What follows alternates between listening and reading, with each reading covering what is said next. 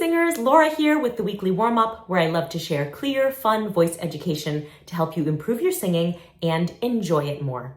Today we have a bit of a niche topic. It is diphthongs. This is something that seems like a little detail, but it comes up all the time in the music that we sing, and it's something that I really rarely hear done well. So I'm going to show you how today.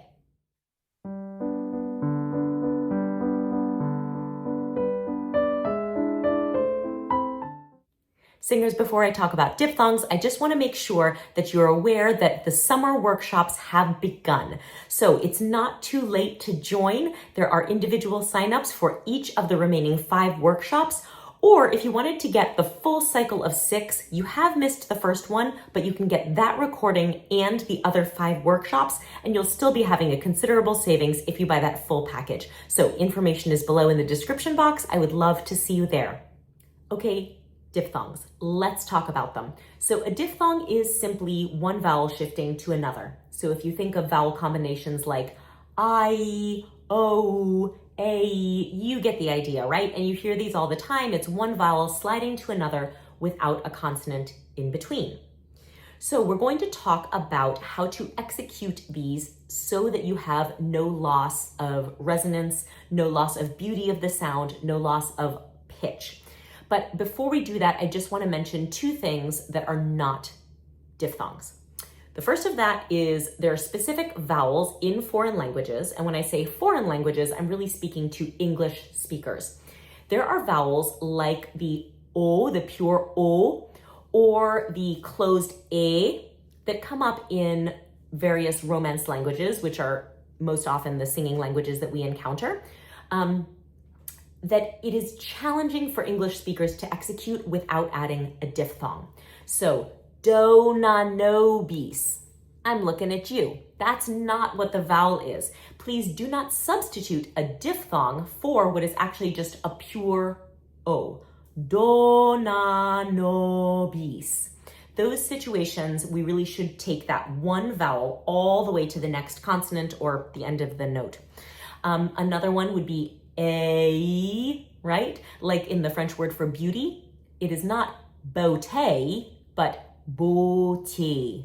So we really want to make sure that if there are pure vowels in foreign languages that are challenging for us, that we do the work to get those mechanics correct rather than substituting a diphthong. Another thing that is not a diphthong would be a W or a Y. So I know that you can often kind of start thinking about it and realize, oh, W is just a fast oo and Y is just a fast E. But if you're looking at a word like W-I-N-E, wine, that is not 3 vowels. It's not a triphthong. It's actually W being treated rhythmically and here technically as a consonant. And then the diphthong of I. So that W is not receiving vowel time. We're going to use that as a consonant, and then the I is going to be the diphthong that we're going to treat. And let's learn how to do that now. Okay, so when it comes to diphthongs, the main problem is that the grand majority of the time, it is an open vowel shifting to a closed vowel. Think about those most common diphthongs. I, O, A. We always get that open sound that closes. There are ones that are not that, but they're much less common.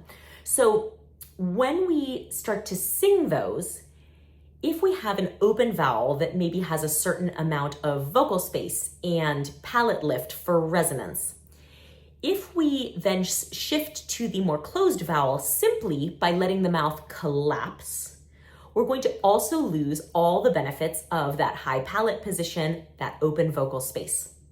I'll demonstrate on that same word, wine.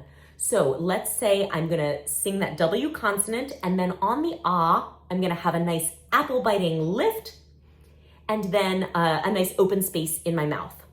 When I go to the E, if I just let the mouth collapse, you will hear that there will be an effect that is more than just a change in vowel. Wine.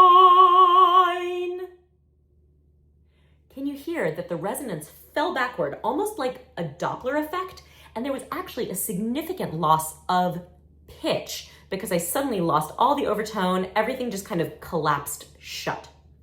So this might be something that you don't even realize you're doing. For me, it was almost like I didn't understand that I was doing the wrong way until I was taught to do it the right way. And it was like Dorothy opening the door into Oz. Suddenly, all my diphthongs sounded so much more colorful and beautiful. So how do we create that beautiful alternative? So obviously the alternative to that is to not collapse the space, to not lose all of the resonance and space benefits that you had on the open vowel when you shift to the closed vowel. Now, if you don't know the mechanics of how each vowel is made, perhaps it might be helpful to you to check out the vowel cheat sheet that is below. It is a free PDF download, and I'll link it in the description box. But I actually would say that for this topic, to improve your diphthongs, it's not totally necessary to know all of the nitty-gritty for every single vowel. You can just use this simple rule. When you move from the more open to the more closed vowel, do so by maintaining whatever you're doing in the top surface of the mouth as you shift to the second vowel. So if you're singing ah, and you've got a nice apple bite, and you've got some nice dropped space here in the jaw, then you don't have to clamp those up or drop the palate to go to the E. You can just angle the tongue, right? So I'm just gonna imagine bringing the E up to the ah. I. Even in my speaking, you can hear that the resonance is staying more consistent. And if I sing it, wine, the resonance is going to stay in one place, the pitch will stay in one place. And that is what we're looking for a more successful diphthong. So let's try that together. On your ah, think about what the upper surfaces of your mouth feel like, and then maintain that and make the shift in the tongue to get to that E. Wine. Try that with me. Wine. Great. Let's try on oh. This one is nice and easy because we're just gonna kind of make the circle of the lips a little tighter. So we're not gonna flatten it. Oh. Doesn't look cute, doesn't sound cute. We're just going to make that circle a little bit of a tighter circle here while maintaining what's happening on the upper surfaces of the mouth. Oh. Try that. Oh. Great. And just for fun, let's do A also. This one will be even easier because on A and E, the shift is quite slight. It's just a slight difference in the position of the tongue. There's no need to drop the palate. So, A. Try that with me. A. Wonderful. So this is going to, I hope, be kind of an easy thing that you can incorporate. You don't really have to overthink this. Just think that as you go to the second sound of a diphthong, maintain the shape and the lift in the upper half of the mouth, and I think you're going to be so much more successful. I want to take a moment here to mention that some advice that is very commonly handed out in American singing schools, choirs, is to delay the diphthong as late as possible, always. And I just want to put a little asterisk on that, which is to say that while I think it's a good default choice to move the closed vowel later, so nobody wants to hear someone sing sky, right? But I also think that we can sometimes tend to go too far in the other direction and end up sounding like we're just singing about the blue, blue sky, which is also not conveying the beauty of the word. So now that you know how to execute a diphthong effectively, I would love for you not to make your diphthongs longer or to abandon that default idea of putting the closed vowel late, but rather to consider this maybe one of your artistic tools that you can use for expression, that it doesn't always have to be at the very, very last instant, maybe into that like vanishing last moment of the note, but perhaps there are times when you can use that vowel closure executed with that nice firm resonance to really give an expressive effect and bring out a word. And of course, that idea of empowering you to use your language more expressively and more effectively is really at the heart of what makes singing more fun.